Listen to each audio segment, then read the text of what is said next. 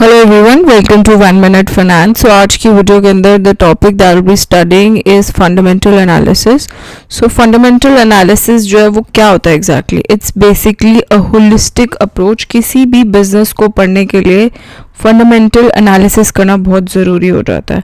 सो कोई भी इन्वेस्टर जिसको बेसिकली एक होलिस्टिक अप्रोच स्टडी करनी है किसी भी बिजनेस की, तो it is very important for that particular person to do fundamental analysis.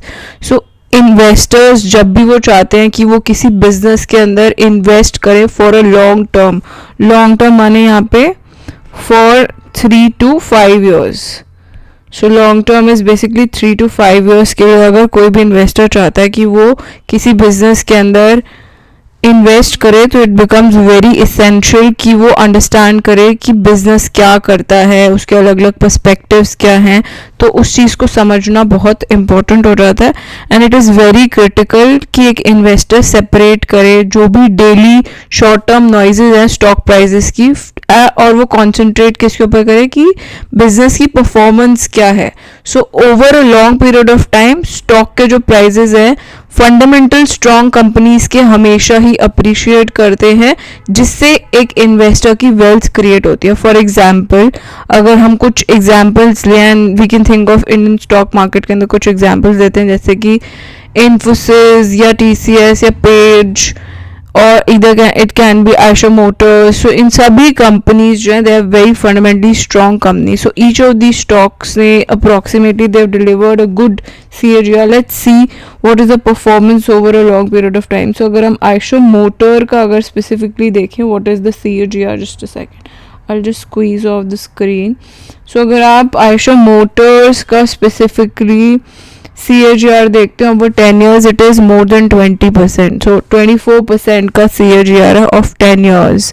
Similarly अगर हम बोश का देखें तो इसका अगर आप देखेंगे the return which is the CAGR for 10 years, that is just a second, that is CAGR इस पर्टिकुलर स्टॉक का over 10 years is 11%। So that is there. Apart from that अगर हम TCS का देखते हैं तो TCS का CAGR we see, just a second, so CAGR of TCS for CAGR for 10 years is 14%। So हर एक कंपनी ने डिलीवर किया है more than 10%। So on an average जो कंपनीज 15 या 15% से ऊपर CAGR डिलीवर करती है, they are very nice. So to you as an investor आपके लिए एक मोटो होता ही होगा कि आप 15 या 15% से ऊपर का CAGR वाली कंपनीज जो है वो चूज करें। सो जितना ज़्यादा CAGR होगा उतना ज़्यादा वेल्थ क्रिएशन होगा। That is the main objective. और कुछ कंपनीज जैसे कि बोश ने डिलीवर इनिशियली तो it was delivering good in 5 years, for the first year, for 1 year span it was 45%, so that was huge. But now since over the 10 years this number is 11%, so that is not that great, but overall the company ka fundamentals are really strong, so that is there. So Aisha Motors का अगर हम देखते हैं it is more than 20%, so काफ़ी बढ़िया है इसका CAGR of 10 years. And for the first year इसका जो था the CAGR was 20%, but over 10 years span the company has delivered 24%.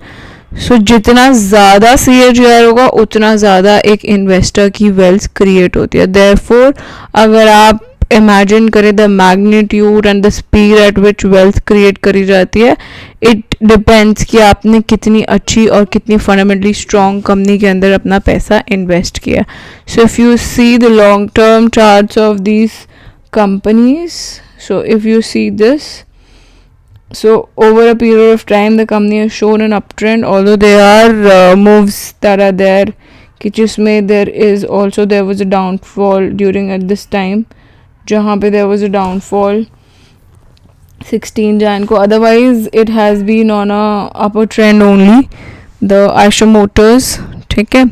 So at this point you may be opinionated कि आपका एक biased और selective posting रहता है चार्ट की तरफ कि इसका चार्ट जो है कितना impressive है.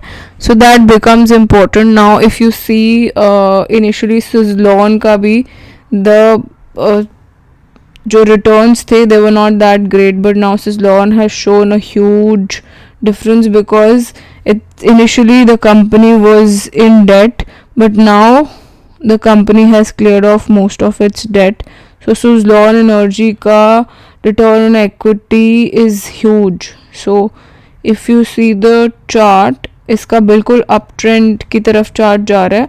सो अगर आप इसका just a second will go on to the CAGR. So CAGR 1 year का इट इज़ 450% का CAGR and over a 10-year span it is approximately 17%. So उस हिसाब से कंपनीज परफॉर्म रियली वेल. अगर आप इसके फंडामेंटल्स भी चेक करते हैं, so we see the fundamentals of this company. इसका मार्केट कैप 66,316 करोड़ का मार्केट कैप है, और जो PE है वो अगर हम इंडस्ट्री PE से कंपेयर करते हैं, so we see the PE of this particular stock that is 134 और इंडस्ट्री PE जो है 49.6 है, तो थोड़ा ओवर वैल्यूड है. रिटर्न ऑन इक्विटी कंपनी का is really great, it is 20.8%. Debt भी कंपनी का it is close to 0, it is 0.04. So काफ़ी बढ़िया फंडामेंटल्स हैं. And if we see 10 years का chart, it has shown an exponential growth in since Jan 2023 के बाद एक एक्सपोनेंशियल ग्रोथ देखने को मिला है कंपनी के अंदर.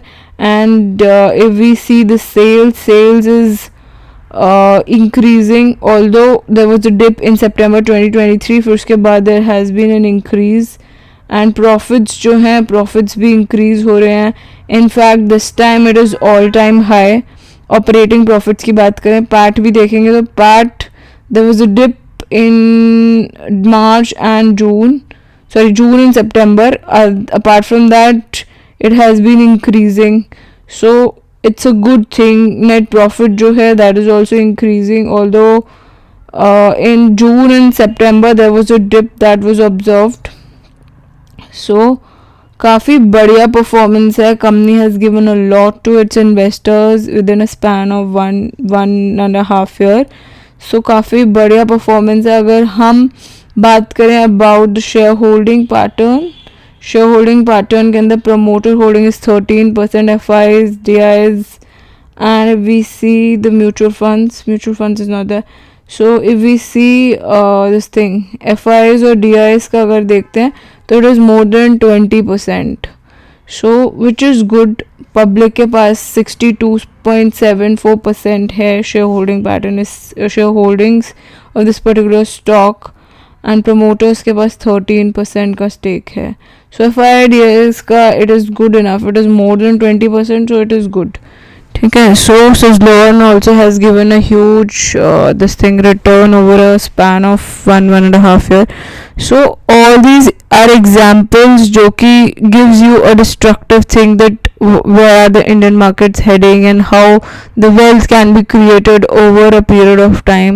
So trick here is कि आपको separate करना है अपना investment grade companies जो कि wealth create कर सकती हैं over a period of time. So you have to take out the good companies from and taking out कि उनके common attributes कौन से हैं, उसके basis पे आपको देखना पड़ेगा. Likewise सारे wealth disruptors जो हैं वो common traits ढूंढते हैं कंपनी के अंदर कि वो जो कि ज़्यादातर companies के अंदर visible होता है कि कौन सी company जो है over a long period of time can create wealth. We have to see both the things.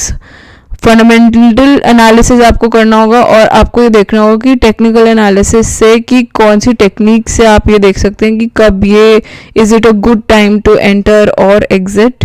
So that is important. So fundamental analysis जो है वो एक टेक्निक ही है basically which gives you the conviction कि आप इन्वेस्ट करो एक पर्टिकुलर कंपनी के अंदर फॉर लॉन्ग पीरियड के लिए आप इन्वेस्ट करो एंड आइडेंटिफाई करो एट्रीब्यूट्स और वेल्थ क्रिएटिंग कंपनीज. सो कई बार आपके दिमाग में आता होगा कि can you become a fundamental analyst. Of course आप बन सकते हैं आप फंडामेंटल एनालिसिस कर सकते हैं किसी कंपनी का भी. इट इज़ंट नेसेसरी कि आपके पास एक प्रोफेशनल डिग्री हो, कि आपको एक चार्टर्ड अकाउंटेंट ही होना चाहिए in order to be a fundamental analyst. So it is not necessary कि आपके पास एक प्रोफेशनल डिग्री हो, आप एक चार्टर्ड अकाउंटेंट हो तभी आप बन सकते हो एक फंडामेंटल एनालिस्ट, या आपके पास एक कॉमर्स बैकग्राउंड हो in order to do fundamental analysis. Fundamental analysis just adds two or more things in order to sum up कि क्या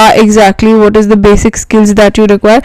So अगर हमें fundamental analysis करना है किसी भी कंपनी का, ये बहुत ज़रूरी हो जाता है कि आप जानें कि उसका financial statement क्या है, what does the fundamental analysis. अगर मेरे को किसी कंपनी का करना है तो मुझे उसकी financial statements को पढ़ना आना चाहिए. So I should have the understanding of basic financial statements.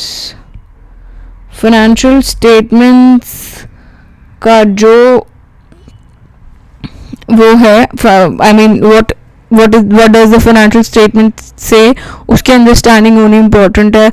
उसके बिजनेस को समझना, understand the business with respect to industry in which it operates. किस इंडस्ट्री का क्या पोटेंशियल है और क्या वो कंपनी कितनी आगे बढ़ सकती है. Accordingly you will have to do the fundamental analysis. So you have to understand business.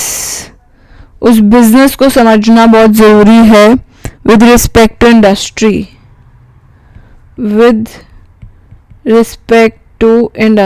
उस पर्टिकुलर इंडस्ट्री को समझने के लिए, उस पर्टिकुलर बिजनेस को समझने के लिए, उस कंपनी जिसमें वो ऑपरेट करे उसकी इंडस्ट्री को समझना बहुत ज़रूरी है in which it operates. So it becomes very essential कि आप उसकी इंडस्ट्री को जानें अच्छे से before investing in that particular business. Like अभी आपको दिख रहा होगा there is a huge potential for solar industry, EV, AI. These companies can perform really well over a period of time because there's a huge potential. इस industry के अंदर growth potential बहुत ज़्यादा है.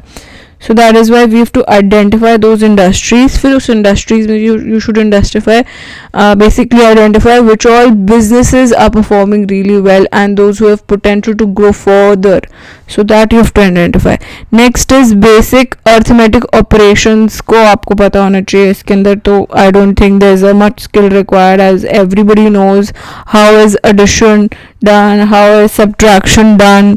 So this is very basic skill that is required, which is basic arithmetic operations that is required.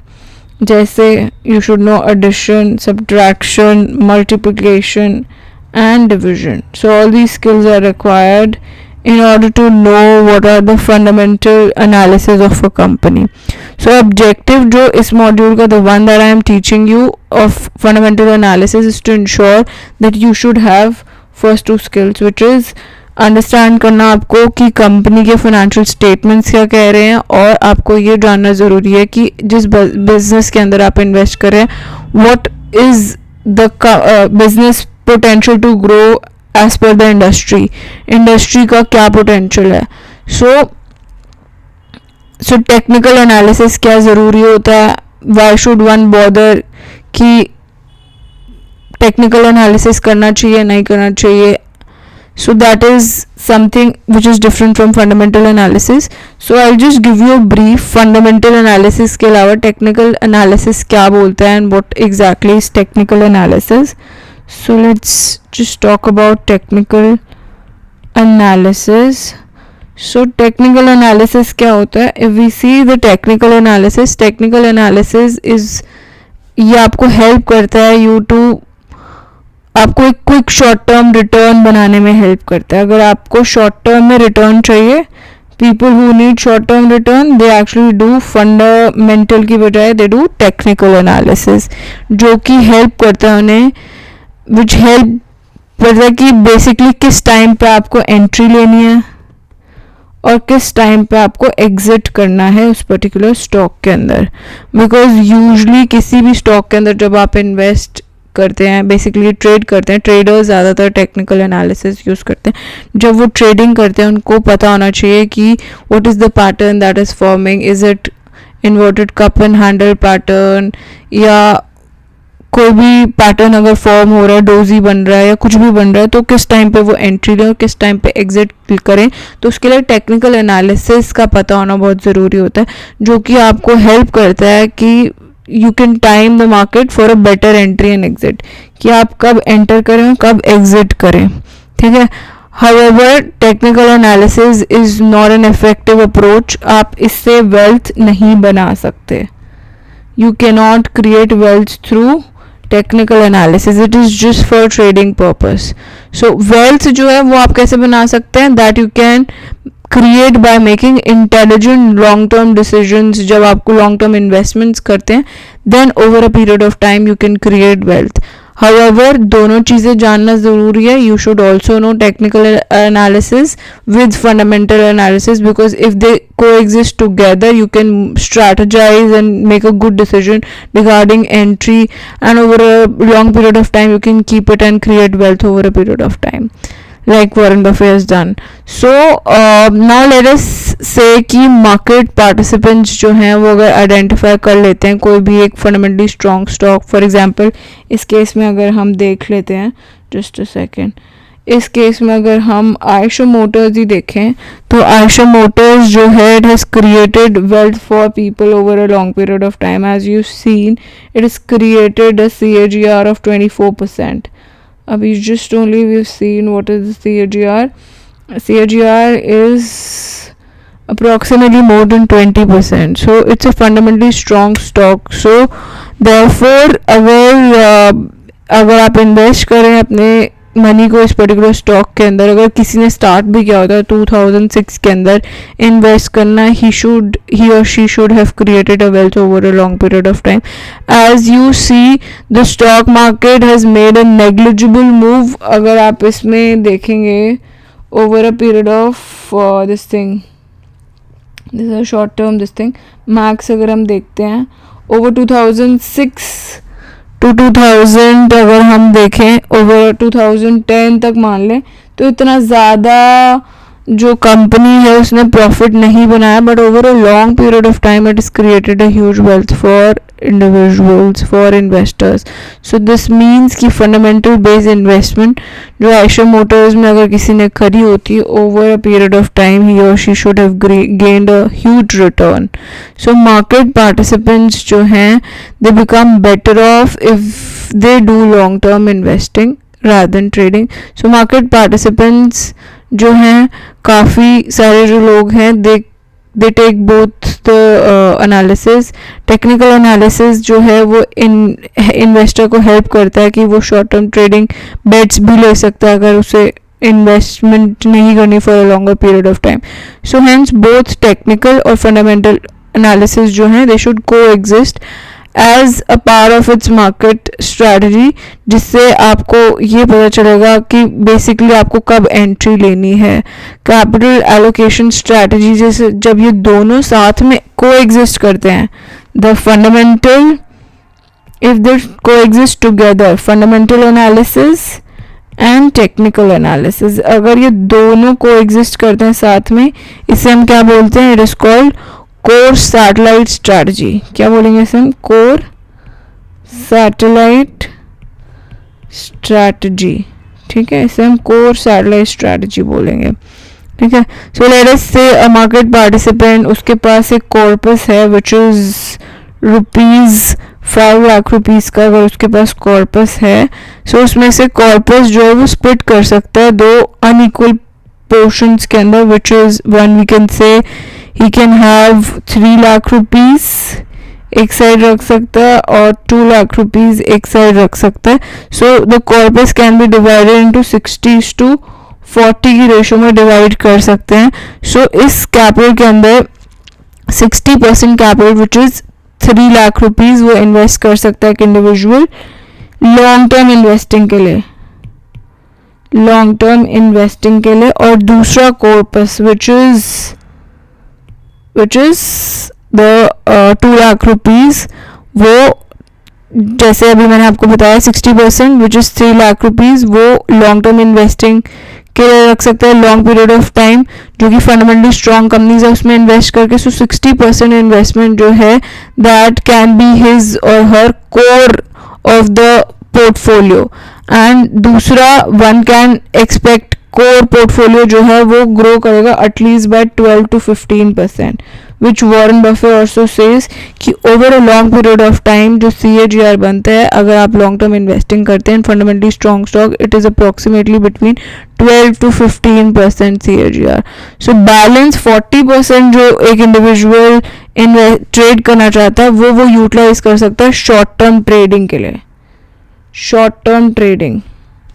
ठीक है, so short term trading मैंने वो कैसे हो सकती है, by using technical analysis. Technical analysis को यूज़ करके टेक्निक यूज़ कर सकते हैं ऑन इक्विटी, फ्यूचर्स और ऑप्शन. जो सैटेलाइट पोर्टफोलियो है वो ऐसे ही one can create that they can that can be expected to yield approximately 10 to 12% approximate return आ सकता है yearly. So that is something that you can use. बाकी tools हम क्या use करते हैं that will be talking. Fundamental analysis के अंदर what are the tools that are used. So fundamental analysis के अंदर जो tools use होते हैं, so टूल्स जो फंडामेंटल एनालिसिस के अंदर रिक्वायर होते हैं that is extremely basic, most of which are available free of cost. Specifically the one that is first is annual report. आपको कंपनी की पढ़नी ज़रूरी है. What does annual report say. Annual report किसी भी कंपनी की आप पढ़ सकते हो जिसमें सारी इंफॉर्मेशन होती है that you need to find to see the fundamental analysis, जो कि एनुअल रिपोर्ट में अवेलेबल होता है. आप इनफैक्ट इसको डाउनलोड कर सकते हो. कहाँ से, किसी भी कंपनी की वेबसाइट पे जाएं, वहाँ पे जाके आप फ्री ऑफ कॉस्ट कंपनी की एनुअल रिपोर्ट डाउनलोड कर सकते हैं. ठीक है. Second tool which is required to do the fundamental analysis is industry related data. कि इस पर्टिकुलर कंपनी जैसे ये Eicher Motors is in the industry of automobiles, so automobile से रिलेटेड जो भी इंडस्ट्री रिलेटेड डेटा है वो आप देखें. what is the industry related data says. so वो क्या होता है, वो कैसे मिलता है हमें. so अगर आपको ज़रूरत है industry related data, you need to see the company जो इस कंसिडरेशन में आती है, जो कि परफॉर्म कर रही है with respect to that particular industry. Basic data जो है वो आपको अवेलेबल मिल जाता है फ्री में. वो आपको कहाँ से मिल सकता है, that is industry association website पे अगर आप जाएंगे, विच इज़ इंडस्ट्री एसोसिएशन की वेबसाइट पर अगर आप जाते हैं तो आप वहाँ पे भी इसे ढूंढ सकते हैं. You can get the data free of cost.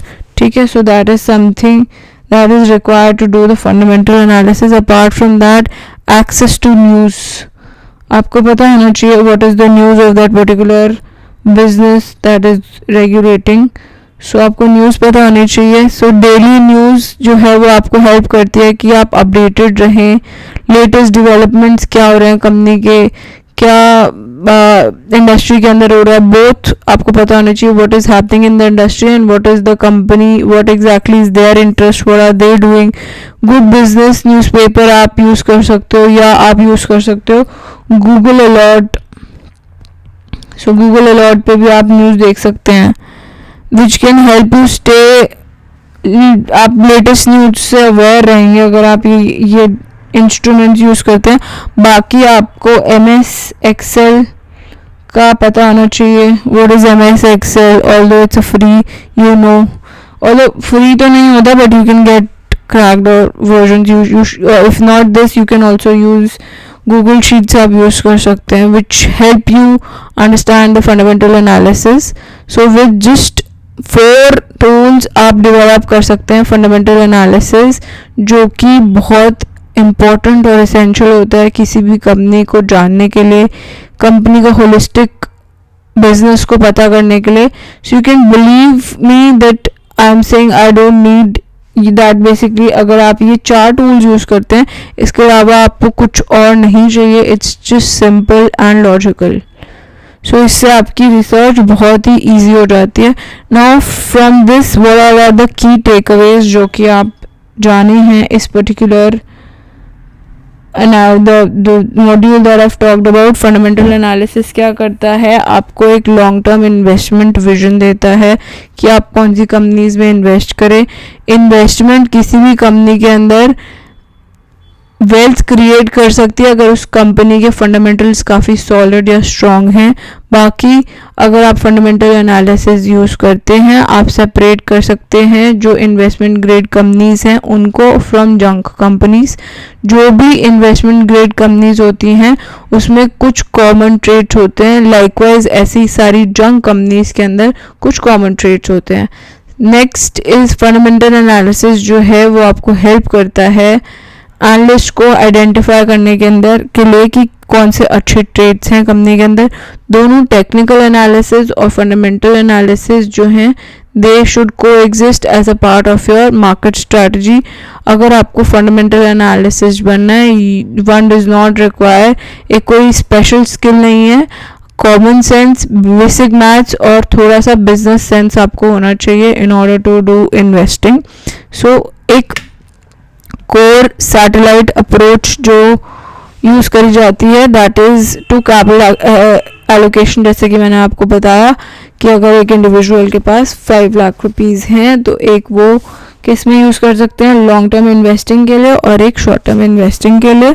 ठीक है, so that helps you to do capital allocation in a prudent market strategy. और जो टूल्स रिक्वायर्ड हैं फंडामेंटल एनालिसिस के लिए वो बहुत बेसिक है. Most of these tools are available free of cost. I hope you get how the fundamental analysis is suppose to be done. Next video के अंदर will be talking about the mindset of an investor.